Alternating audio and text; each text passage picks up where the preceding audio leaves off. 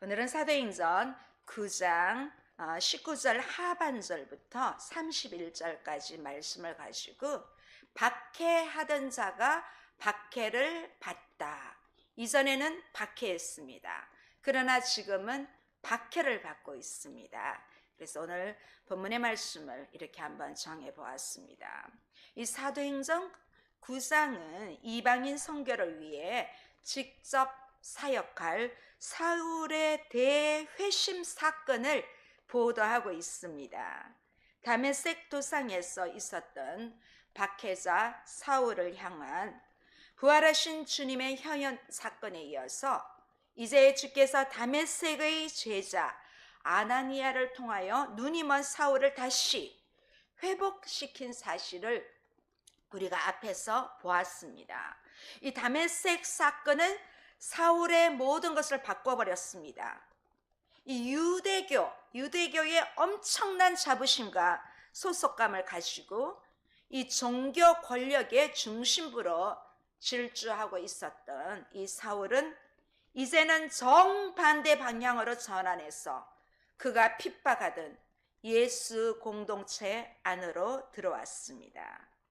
이제 사울은 자신을 부르신 예수 안에서 모든 것을 새롭게 해석할 영적인 시력을 갖게 되었습니다. 이 다메섹 사건 직후에 아나니아를 통해서 침례를 받고 몇몇 제자들과 교제를 나누었습니다. 일종의 입교식이라고 할까요? 자, 입교식을 치른 후 즉시 성령으로 충만해진 사울은 회당으로 달려가 이 복음을 전하는 것으로 오늘 본문을 시작하고 있습니다. 자, 우리가 앞서 읽었던 19절 하반절부터 20절에 보면 이제 지금까지 사울은 다메섹에 왜 갔습니까? 예수 믿는 사람들을 모두 잡아다가 예루살렘으로 데리고 와서 그들을 처형하려고 갔는데, 그렇게 다메섹으로 가는 도중에 부활하신 예수님이 나타나셔서 이제 그 예수님을 만난 후에 3일 동안 눈이 멀었습니다. 보이지 않았습니다. 시력을 잃어버린 거죠. 그러다가 이 아나니아라는 제자의 도움으로 눈을 떴고 침례도 받고 음식도 먹고 이제 새로운 힘을 얻은 것입니다. 그 모든 과정에 함께하여 주신 부활하신 예수님을 경험한 이 사울은 이제 새 힘을 얻고 가장 먼저 한 일은 이 다메섹에 있는 제자들과 함께 지내면서 교제하였습니다. 그런데 오늘 본문은 왜 사울이 복음을 증언하기 전에 이름도 나오지 않는 이 다메섹에 있는 제자들, 그리스도인들과 왜 며칠을 보냈을까요? 자, 굳이 이 19절 하반절에 나타내고 있습니다. 그냥 음식을 먹고 강건하여 지니라 이렇게 끝내고 즉시로 회당에서 이렇게 해도 이 19절 하반절은 없어도 괜찮은 구절입니다. 그런데 왜 굳이 이름도 나타나지 않는 이 제자들과 며칠을 함께 있었다고 넣었습니다. 그런데 여기에는 아주 중요한 의미가 있습니다. 예수님을 만나고 침례를 받은 이 사울이 다메섹의 제자들과 이렇게 며칠 동안 함께 지낸 이 시간이 사울의 생애에 있어서 아주 결정적인 영향을 미치고 있었기 때문에 누가는 이렇게 기록을 하고 있습니다. 자, 사울은 본래 유대교 신봉자로 율법에 능통한 자이지만 예수님을 믿지 않았습니다. 그래서 예수님을 믿는 사람들을 있는 곳이라면 다 듣고 찾아가서 그들을 죽이고 했던 사람입니다. 그가 다메섹으로 가는 중에 예수님을 만났던 것입니다. 그토록 부정하던 그가 예수님을 부정했는데 이제 그쪽에 있는 사람들도 다메섹까지 와서 다 예루살렘으로 끌고 가려고 했는데 그들을 종교 재판에 넘기려고 왔는데 그렇게 부정하던 그 예수님이 빛 가운데 나타나셔서 자신을 찾아왔다는 것입니다. 생생하게 체험한 것입니다. 그래서 눈이 멀고 그 3일 동안 예수가 그리스도라는 사실을, 예수가 하나님의 아들이라는 사실을 그는 회개하면서 믿게 되었습니다. 이제 그의 인생은 완전히 바뀌어졌습니다. 자, 그런 사울에게 그 역할을 해준 사람들이 바로 이 다메섹에 있는 제자들 그리스도인들이었기 때문에 여기서 며칠을 있으면서 이렇게 함께 복음을 나누고 하나님의 아들이심을, 예수가 그리스도이심을 증언하였던 것입니다. 자, 이렇게 증언할 수 있었던 것은 이 사울은 유대인 중에 유대인이고 그리고 바리새파 중에 바리새파이고 또 열심히 이 율법을 공부한 사람이기 때문에 머리로는 석박사입니다. 성경의 이론에 대해서는 너무 잘 아는데 그 이론이 실제화가 되었다는 것입니다. 부활하신 예수님을 만나고 난 뒤에 이 성경의 이 말씀이 다 맞구나, 이게 다 맞아 연결이 된 것입니다. 그래서 그는 이제 밥도 먹고 힘이 있으니까 이 다메섹을 바로 떠나지 않고 여기서 하나님의 아들 되심을, 예수 그리스도를 전하고 있는 것입니다. 그랬더니 거기 있는 사람들의 반응이 어떻습니까? 21절, 22절을 보면 여기 보면 듣는 사람이 다 놀랐다고 합니다. 듣는 사람들이. 자, 이들도 사울이 예루살렘 교회에서 예수님 믿는 사람들, 예수의 이름을 부르는 사람들을 다 끌고 오게 가두고 심판을 받게 한 사람인 것을 다 듣고 알고 있습니다. 그런 사람이 자, 이렇게 예수가 하나님의 아들이며 그리스도라고 선포하자 이 사람들은 혼란스러웠습니다.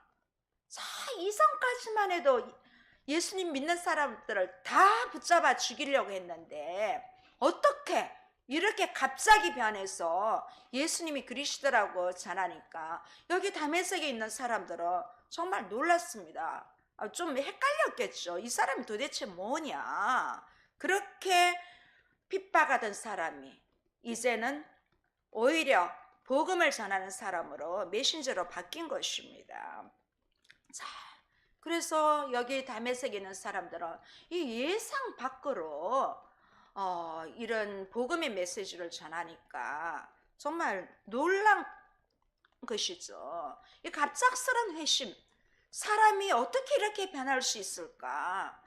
그 이름 부르는 사람들을 죽이려던 사람이 어떻게 그 이름 부르는 그 이름을 증거하고 있다니까 도무지 여기 다메섹 사람들이 믿기가 힘들었던 것입니다. 그래서 여기 보면 힘을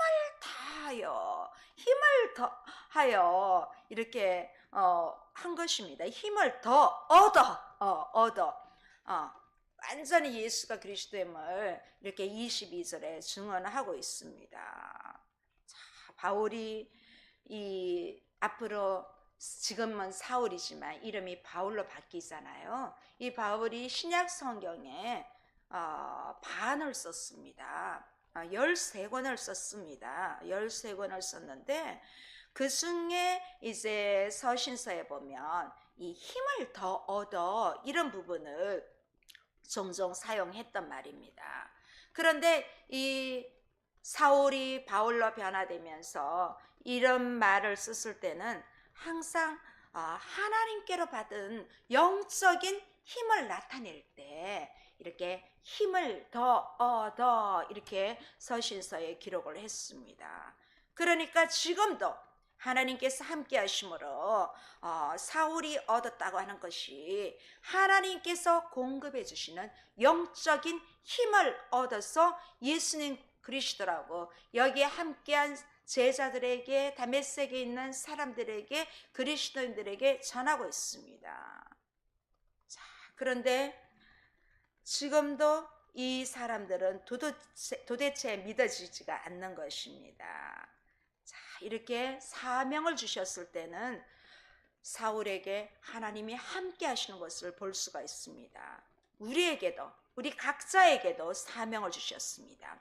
우리에게 사명을 맡기셨다면 하나님께서 그 사명을 감당할 수 있도록 이 사울에게 힘과 능력을 주셨던 것처럼 우리에게도 그 힘과 능력을 주신다는 것입니다. 사명을 감당할 수 있도록 바로 우리에게 힘을 주시는 그분이 바로 예수 그리스도 구원자 메시아라는 것입니다. 자, 이렇게 사울은 예수를 그리스도라 증명하며 이 다메섹에 있는 사람들을 아주 그 유대인들을 당혹스럽게 합니다. 여기 당혹이란 말을 좀 더 강하게 말하면 그들을 굴복시켰다는 의미입니다. 그러니까 놀라운 일이지요. 어떻게 그들을 정말 굴복시킬 정도로 이 사울이 행한 것은 왜냐하면 그들이 생각하기도, 왜냐하면 이 사울이 예수님을 진정으로 구원자 메시아 그리스도로 믿은 지 얼마 되지 않았기 때문에 놀라운 듯이 아마 귀는 들으면서도 정말 그를 빤히 쳐다봤을 것입니다. 한번 연상해 보십시오. 자, 이렇게 예수 그리스도를 믿은 지 얼마 되지 않았는데 그 안에서 누구보다도 강하고 큰 믿음으로 예수가 그리스도임을 증명함으로써 이 유대인들로 하여금 정통 유대인들에게 예수가 그리스도임을 부인할 수 없게 그렇게 당혹하게 한 것입니다. 자, 이렇게 이제 사울이 예루살렘에서 펼쳤던 활약상이 이 다메섹 회당에 자자히 있던 것처럼 이제는 다메섹의 활약상이 예루살렘에 전달되는 것은 시간 문제입니다. 이 예루살렘에서 다메섹까지도 이 사울이 예수님 믿는 사람을 다 찾아가면서 죽였다, 이 말을 다메섹에 있는 사람들이 다 들었습니다. 자, 그러니까 역으로 다메섹에서 하는 일들을 이 예루살렘에 있는 사람들도 똑같이 다 들었을 것입니다. 이제 유대인들은 그 배교자가 되어서 예수를 전하는 사울을 그냥 내버려 둘 수가 없었던 것입니다. 그래서 어떻게 합니까? 우리 23절, 25절 한번 읽어보시겠습니다. 여러 날이 지나며 유대인들이 사울 죽이기를 공모하더니 그 계교가 사울에게 알려지니라. 그들이 그를 죽이려고 밤낮으로 성문까지 지키거늘 그의 제자들이 밤에 사울을 광주리에 담아 성벽에 달아내리니라. 자, 여기서 중요한 사실은 다메섹의 유대인들이 사울을 죽여 공모한다는 것입니다. 아니, 똑같은 유대인인데 죽이려고 공모했다는 것입니다. 이 사울로 인해서 유대인들 중에 마음이 흔들리는 사람이 많았기 때문입니다. 왜냐하면 그의 전적을 아니까. 사람이 갑자기 바뀌면 우리도 하는 말이 있잖아요. 그렇게 악하던 사람이 또 별로 좋지 않은 사람들이 막 바뀌면 우리 흔히들 하는 말이 있잖아요. 그 겁이 나기도 하잖아요. 지금 이 사울의 변화된 모습에 너무 다메섹의 유대인들이 놀라서 안 되겠다, 저렇게 하다가 또 변할 수 있다, 죽이자, 그렇게 극심하게 교회를 핍박하던 사람인데 오히려 거꾸로 되니까 이 사람들의 마음이 흔들린 것입니다. 또 사람은 변할 수 있다고 생각한 것이지요. 그래서 이 다메섹의 유대인들이 집단적으로 사울을 죽이기로 공모를 했어요.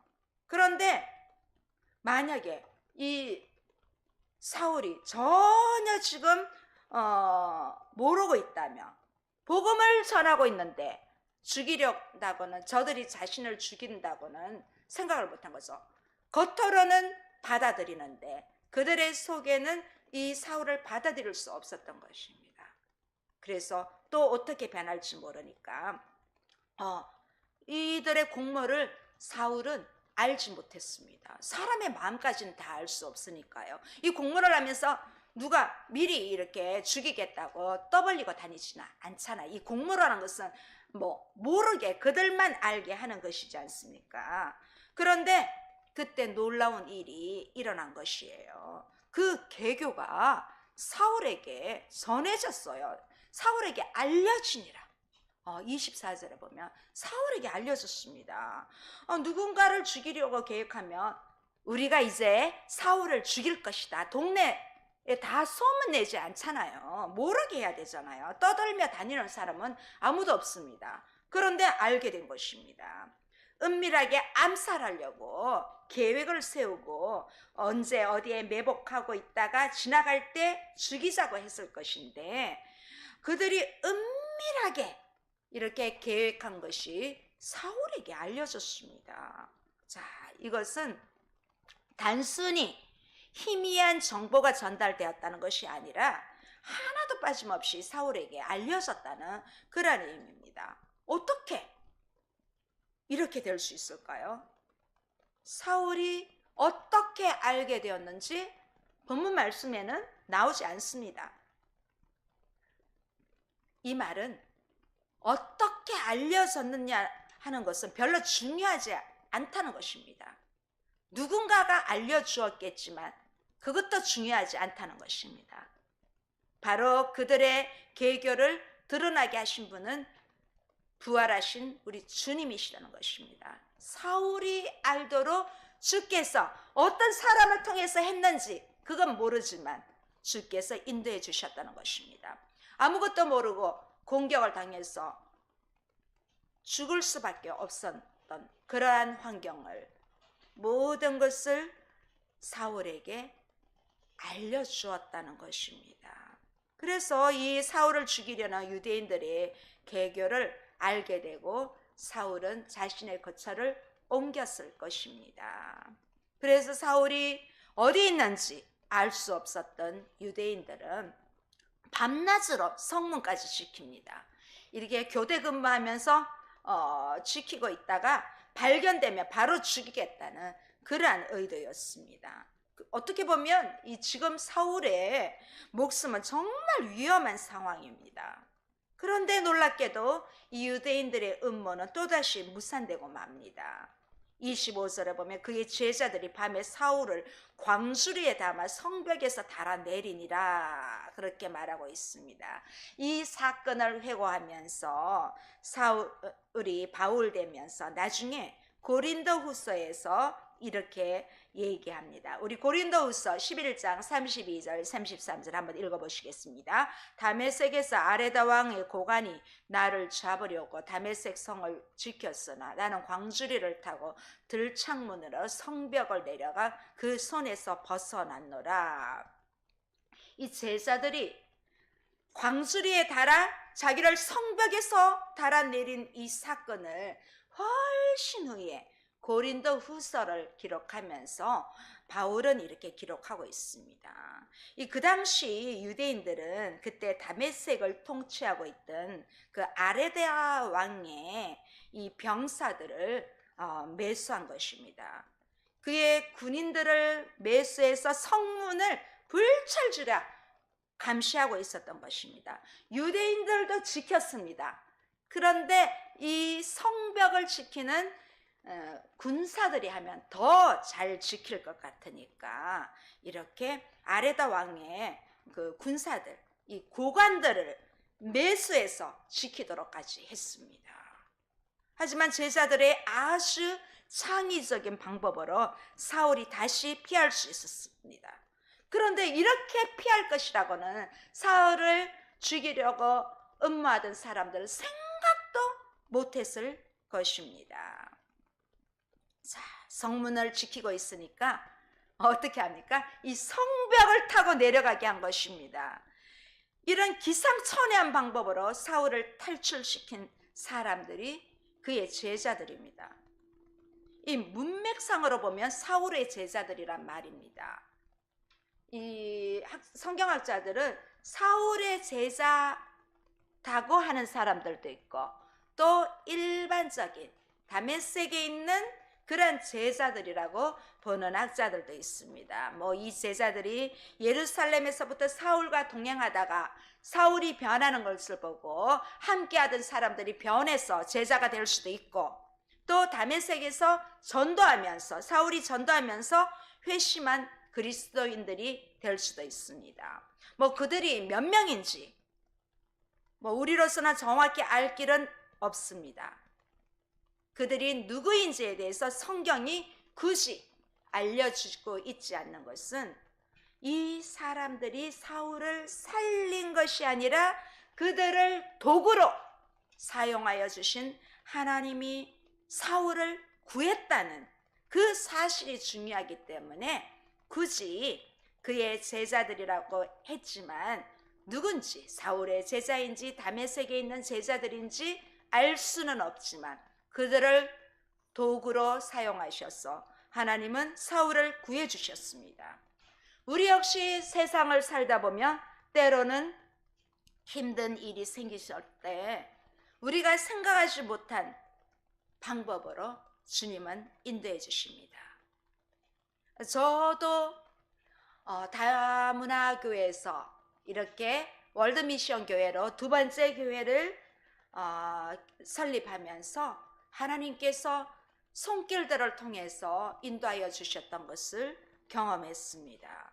자, 때로는 우리가 알지 못하는 사람들을 통해서도 함께 하신다는 것. 우리를 사용하실 때는 이 어려운 순간이 왔을 때도 이 사울을 구출해 주셨던 것처럼 우리를 지켜주시고 인도하여 주시는 분이심을 우리가 믿음으로 오늘 말씀을 나의 말씀, 나의 메시지로 들어야 한다는 것이 정말 중요한 것입니다. 사울은 그렇게 피신하여 이제 예루살렘으로 갑니다. 26절 한번 보시겠습니다. 사울이 예루살렘에 가서 제자들을 사귀고자 하나 다 두려워하여 그가 제자됨을 믿지 아니하니. 이제 이 사울은 다메섹에서도 힘든 고비를 겪었는데 예루살렘에 오면 변화된 자신을 기쁘게 받아줄 줄 알았는데 또 어려움을 물론 기쁘게 받아들였습니다. 처음에는. 자, 이 거의 3년 정도 된 것 같습니다. 다메섹에 예수님을 믿는 사람들을 잡아서 예루살렘으로 데려오려고 했는데 오히려 다메섹에서 이제 그리스도인들을 체포하기 위해서 예루살렘을 떠났는데 오히려 이제는 독실한 그리스도인 주님의 제자가 되어서 다시 예루살렘으로 돌아왔습니다. 과거에는 그리스도인을 박해하던 자가 이제는 그리스도인이 되어서 오히려 박해를 피해 다메섹을 탈출해서 예루살렘으로 온 이 사울은 얼마나 감동이 되었을까요?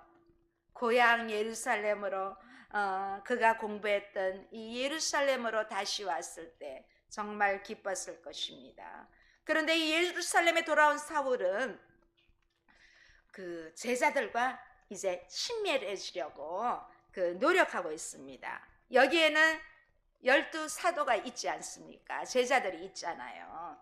이제 과거에는 그리스도를 핍박하던 그런 사람으로 각인되어 있기 때문에 예루살렘에 함께 있었던 사람들은 다 예수님을 핍박하던 사람으로 알고 있었지. 이 다메섹에서 있었던 일들을 쉽게 믿기가 쉽지 않습니다. 믿기가.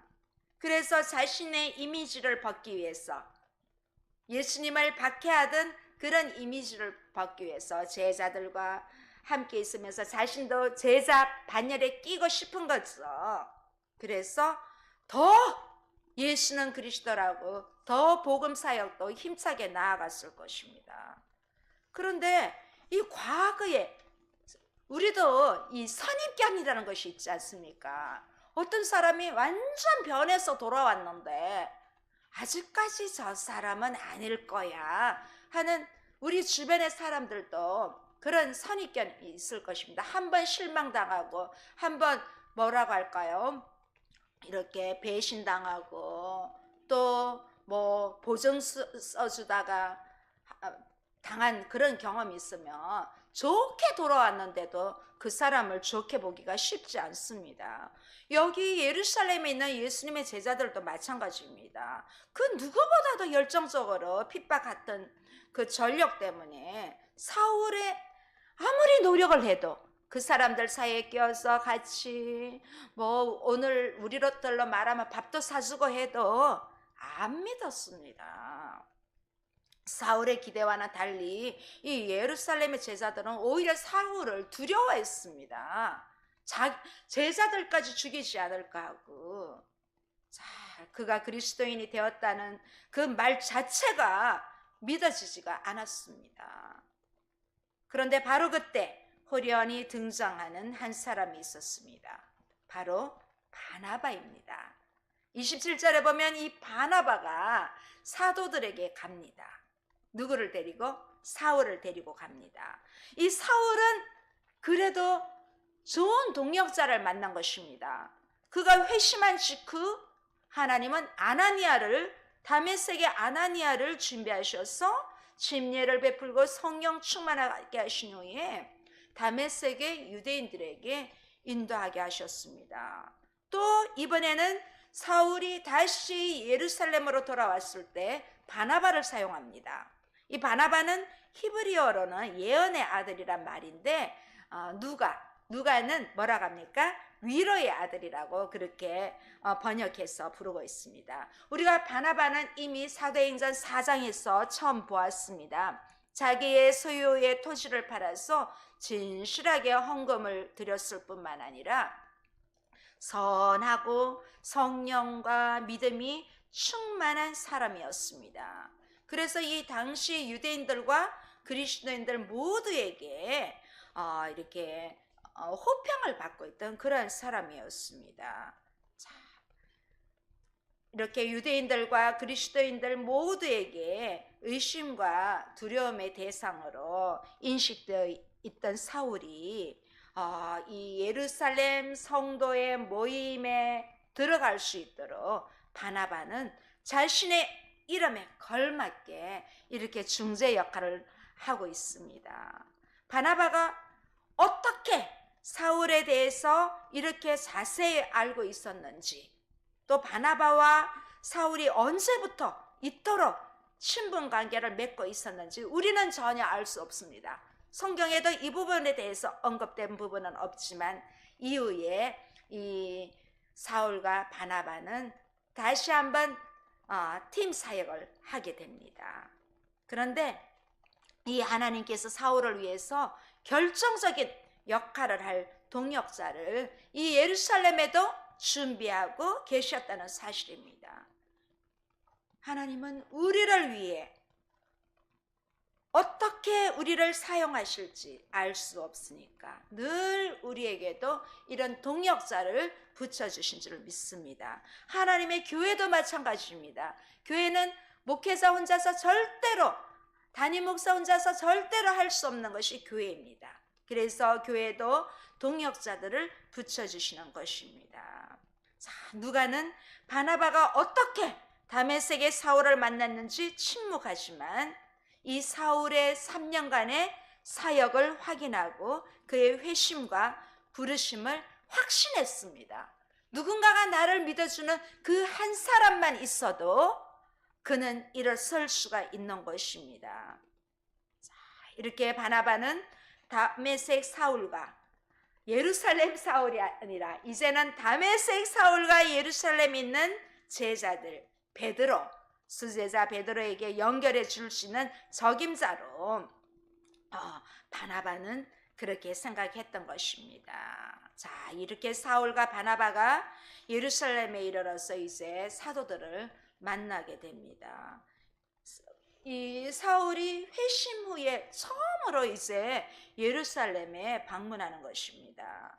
자, 바나바는 사울의 회심과 사역을 진솔하게 이 사도들을 앞에 보고하면서 이 사울을 좀 받아주기를, 함께 제자들과 사역하기를 간청하고 있는 것입니다. 이제 그들이 사울의 전적을 알기 때문에 제자들로 이제 좀 의심하지 않고 이 예수가 그리스도임을 믿고 회개하고 돌아온 이 사울을 받아주기를 간절히 바라고 있습니다.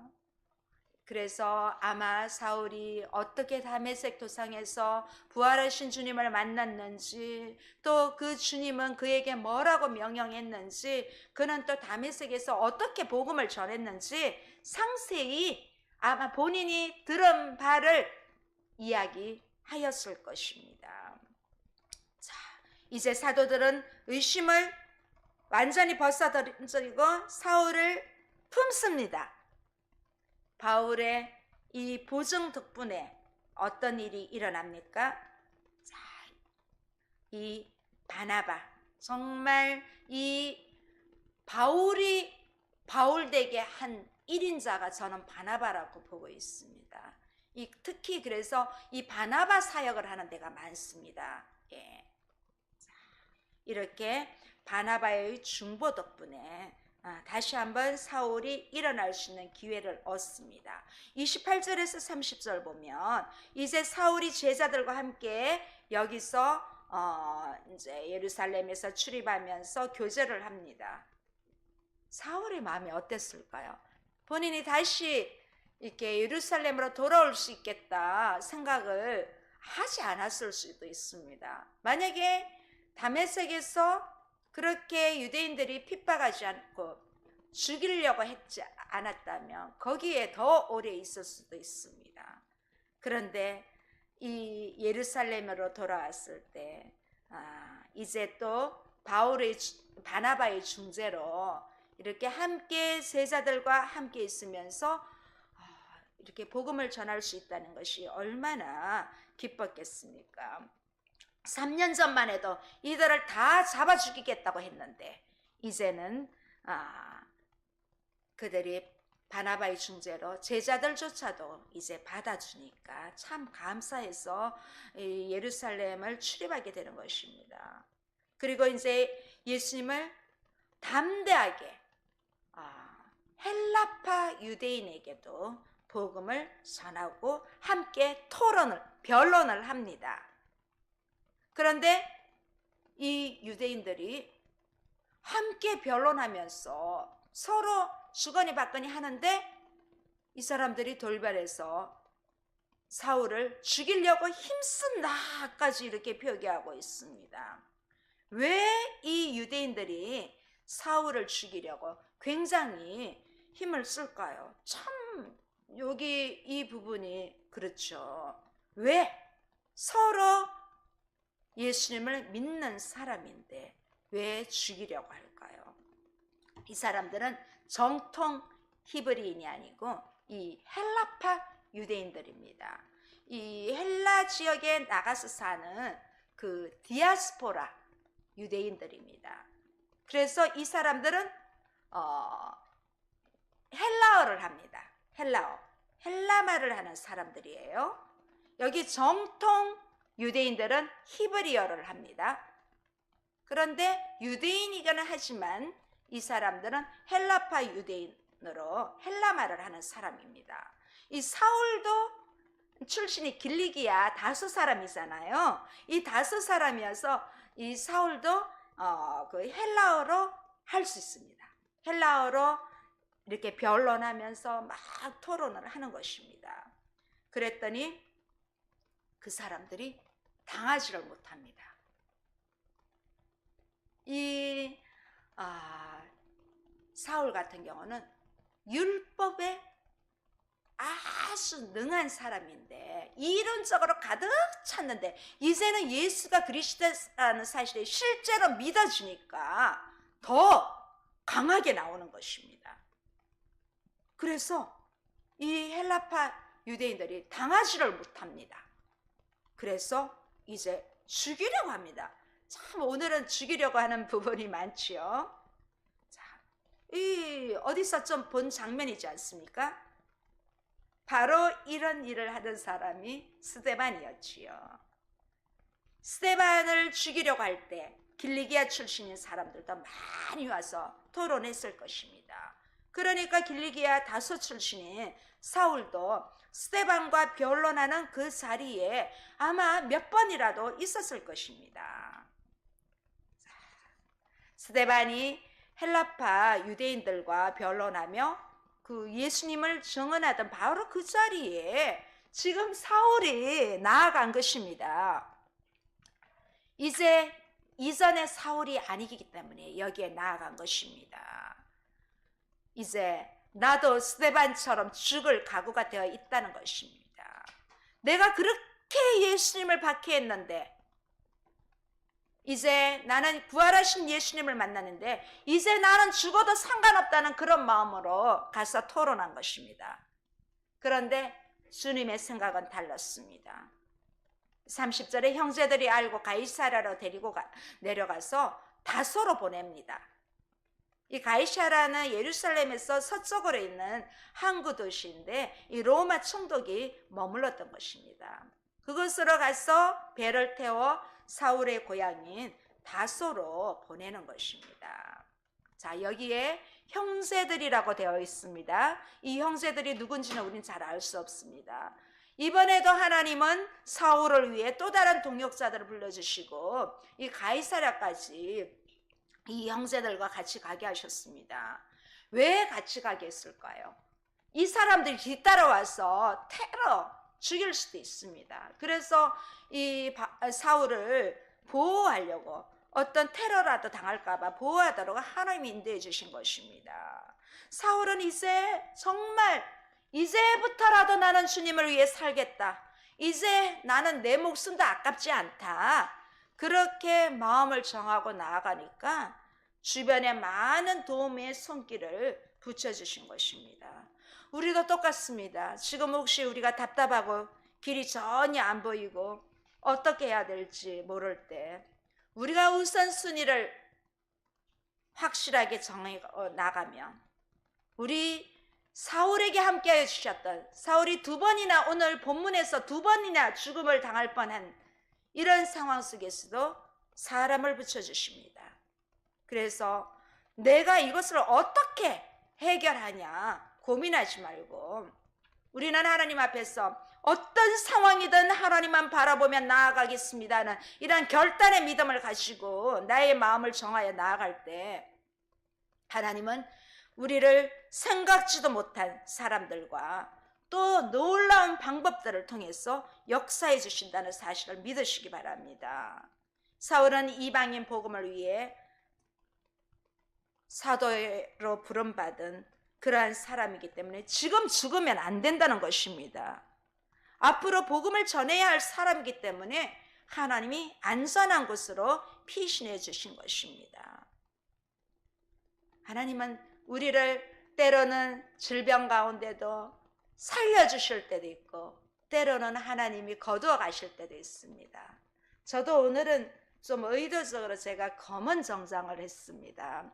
저와 아주 가까이 지내던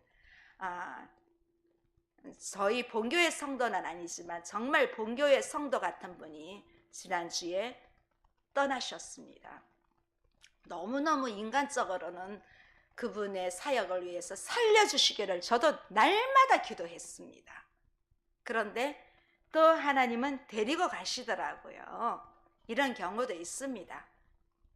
또 사명이 있으면 또 살려주시기도 하시고요. 저도 안타까운 한 주라서 지금까지 가슴이 먹먹합니다. 이제 이 사울은 아직 바울로 변신도 못했잖아요. 그렇기 때문에 하나님께서 또 기회를 주신 것입니다. 이 사울은 이후에 바나바의 초청으로 안디옥 교회의 공동 목회자가 됩니다. 이 30절 끝이 다소로 보내니라 하면서 이제 사울이 무대에서 사라지는 느낌이 듭니다. 어쩌면 이 사울의 낙향은 객관적으로 볼 때는 낙담할 일이고 실패한 일이라 할 수도 있습니다. 그러나 성경은 정반대의 이야기를 해줍니다. 오늘 마지막 말씀 31절 한번 보시겠습니다.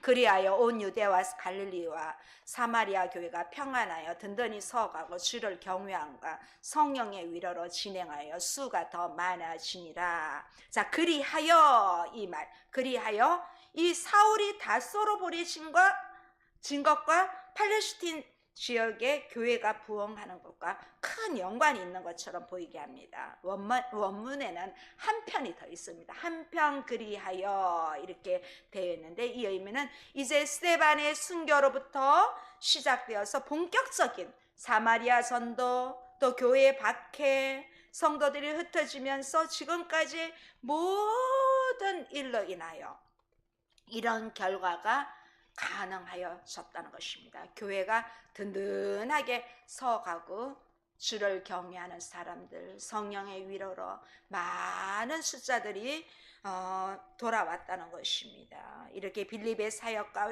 사울의 회심, 그 이후에 이 팔레스틴 전역에 교회가 세워지고 선한 영향력을 끼쳤다는 것입니다.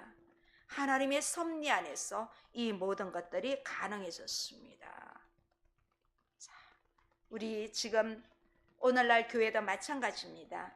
교회에 원천적으로 이 가능한 것은 어떤 우리 안에 있는 구성원들의 경건함과 이 성령의 도움으로만이 가능한 것입니다.